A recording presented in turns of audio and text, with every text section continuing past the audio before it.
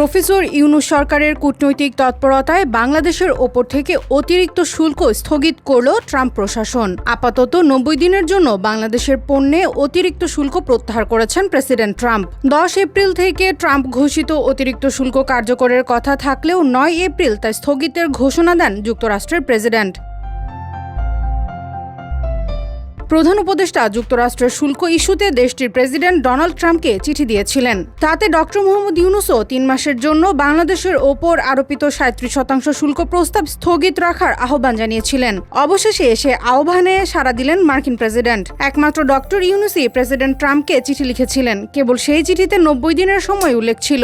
আর কেউ প্রেসিডেন্ট ট্রাম্পকে এভাবে চিঠি লিখেননি, যে কারণে অনেকেই ধারণা করছেন বাংলাদেশের চিঠির ইতিবাচক সাড়া পেল গোটা বিশ্ব।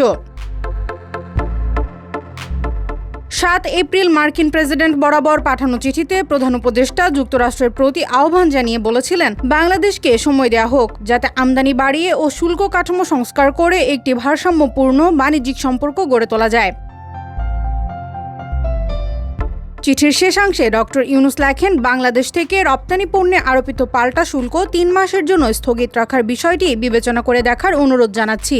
আমি আন্তরিকভাবে আশা করি আপনি আমাদের এই অনুরোধ গ্রহণ করবেন। প্রেসিডেন্ট ট্রাম্প 9 এপ্রিল ট্রুথ সোশ্যালে দেয়া এক পোস্টে রিসিপ্রোকাল ট্যারিফ বা পাল্টা শুল্ক আরোপের সিদ্ধান্ত থেকে পিছু হটার কথা জানান। শুধু বাংলাদেশের পণ্যেই নয়, শুল্ক স্থগিত করা হয়েছে অন্য দেশের পণ্যেও। তবে কেবল চীনের পণ্যে 10 এপ্রিল থেকেই অতিরিক্ত শুল্ক কার্যকর করা হবে বলে নিশ্চিত করেন ট্রাম্প।